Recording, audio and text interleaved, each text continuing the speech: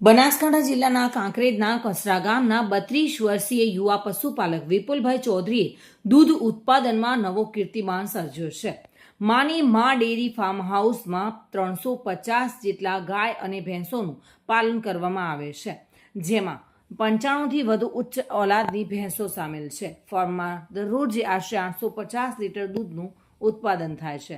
આધુનિક technology, milking machine અને વૈજ્ઞાનિક પશુપાલનના કારણે ફાર્મનું વાર્ષિક દૂધ ઉત્પાદન ટર્નઓવર 2 કરોડ 41 લાખ રૂપિયાએ પહોંચ્યું છે. સાથે જ 10 જેટલા પરિવારોને રોજગારી પણ મળી રહી છે. બડા ડેરી પાલનપુર ખાતે ખરા વેટરનરી ડોક્ટર તરીકે સેવા આપી રહ્યો છું. અત્યારે હું માની ફાર્મમાં વિઝિટ કરવા માટે આવ્યો છું. મારી અંદરમાં અહીંયા 90 મંડળીઓ છે, એમાં મોની ફાર્મને મારે ગાયોમાં થોડો પ્રશ્ન વિઝિટનો આવે છે, બાકી ભેંસોમાં ખાસ કંઈ પ્રશ્ન આવતો નથી. ગાયોની અંદર લગભગ મોટા ભાગે થોડા પ્રમાણમાં મસ્ટાઇઝેશન પ્રોબ્લેમ હોય છે, બાકી બીજું થોડા ક્યાંક બે કેસ આરોપીના હોય છે, મિશ્રણ કે મેરેજ ના પડે એવા પ્રશ્નો આવતા હોય છે. અને બીજું આ લોકોની જે છે કેરને જે જાનવર રાખવાની બહુ સરસ છે, એના કારણે પ્રશ્ન બહુ ઓછા જ આવે છે. અને કે એચએફમાં પ્રશ્ન ખૂબ વધારે આવતા હોય, પણ આમના કેર જે છે મિનરલ મિક્સર અને ફીડિંગ સારું હોવાથી, સંસ્થાનો સારું હોવાથી અહીંયા ખૂબ ઓછા કેસ આવે છે. અહીંયા આ લોકોનું જે છે પ્રોડક્શન બહુ સારું છે, એકદમ ક્લીન, નીટ અને ક્લીન દૂધનું પ્રોડક્શન કરી રહ્યા છે. અને આધુનિક જે ટેકનોલોજી છે એનો પણ ઉપયોગ કરી રહ્યા છે. તે પ્રમાણે જે સાયલેજનું પણ લોકો ખવડાવે છે, પશુનું આપણે બનાસનું પશુદાન ખવડાવે છે. બીજામાં ખાસ આ બધું જે પશુપાલન થકી જે થાય છે તેમને આ લોકોએ શરૂઆતમાં 10 જાનવરથી શરૂઆત કરી હતી, પણ અત્યારે આ લોકો લગભગ 450 આસપાસ એનિમલ થઈ ગયા છે. એમાંથી મોટાભાગના બફેલોનું પ્રોડક્શન સારું છે, ગાયોનું થોડું ઓછું હોય છે. એનું કારણ કે ગાયોમાં આપણા ત્યાં વાતાવરણ થોડું અનુકૂળ ઓછું હોય છે. એના કારણે અહીંયા હું માની ફાર્મની અંદર આવું છું, રેગ્યુલર અમારા 10 થી 12 વિઝિટો મહિનાની અંદર હોય છે. એમાં મોટાભાગે ગાયોમાં પ્રોબ્લેમ આવતો હોય છે, ભેંસોમાં ખાસ કોઈ પ્રોબ્લેમ હોતો નથી. બરાબર. અને આ લોકોને ફીડિંગ બહુ બેસ્ટ છે, અને આમાંથી આપણે શીખવા લાયક છે કે આ લોકોને આધુનિક ટેકનોલોજી આપણે શીખવા લાયક છે. અને આપણે પશુને કેવી રીતે રાખવું અને ડિસીઝ ફ્રી કેવી રીતે રાખવું, રોગ મુક્ત. અને મારા ડેરી ફાર્મનું નામ છે માનીમા ડેરી ફાર્મ કસરા.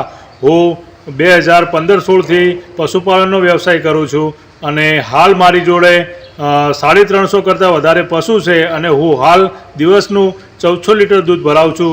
જે રકમની દ્રષ્ટિએ જોવા જો તો દિવસનું લગભગ 75,000 થી 80,000 રૂપિયાનું પર ડેનું દૂધ હાલ હું બનાસ ડેરીમાં ભરાવું છું.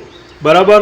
અને મારા ફાર્મની અંદર દરેક પશુ ખુલ્લા રહે છે, એક પણ પશુ હું બાંધીને રાખતો નથી. મારા ફાર્મની અંદર ખુલ્લા શેડો બનાવેલા છે, જેને હવામાન અનુકૂળતા આવે એ પ્રકારના તમામ શેડ બનાવેલા છે. અને ફાર્મની અંદર તળાવ પણ બનાવેલું છે. અને તમામ મારી ફાર્મમાં જેટલા મોટા પશુઓ છે એમનું તમામ મિલ્કિંગ હું મિલ્કિંગ પાર્લરની અંદર કરું છું. અને ગાય અને ભેંસનું મિલ્કિંગ પાર્લર એક જ આવે છે. એક જ પાર્લરની અંદર ગાય અને ભેંસ બંને દોવો છું. એક સાથે 46 પશુ મિલ્કિંગ પાર્લરમાં ઊભા રહે છે, અને 23 મિલ્કિંગ એક જ સાથે થાય છે, જે લગભગ 15 મિનિટની અંદર 23 પશુઓનું મિલ્કિંગ થઈ જાય છે. અને બધું દૂધ કલેક્શન એક જ રૂમની અંદર આવે છે, અને ત્યાંથી હું કેન દ્વારા મંડળીમાં દૂધ પહોંચાડું છું. આ રીતના આખું મારું ડેરી ફાર્મ ચાલે છે. બનાસકાંઠા જિલ્લામાં દૂધની દ્રષ્ટિએ મારો ગઈ સાલ બીજો નંબર હતો, અને મેં ગઈ સાલ 1 કરોડ 94 લાખનું દૂધ ભરાયું હતું. અને આ વર્ષે મારું દૂધ 2 કરોડ 41 લાખનું છે.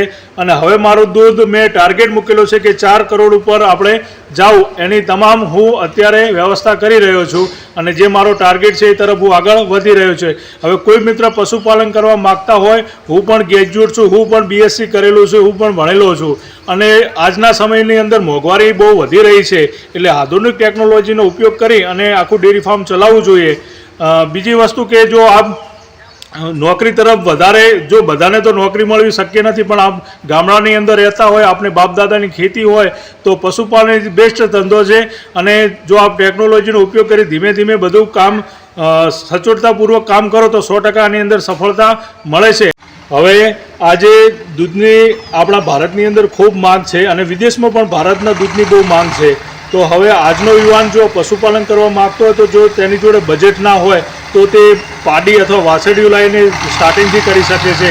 અને જો એની જોડે બજેટ હોય, પૈસાની સગવડતા હોય, તો એ ભેંસ અને ગાય ડાયરેક્ટ લાવીને પણ કરી શકે છે. અને ટેકનોલોજીનો ઉપયોગ કરી અને 100% આ ધંધામાં સફળ નીવડે. સોમાજી પરમાર સાથે bureau report, today Gujarati news.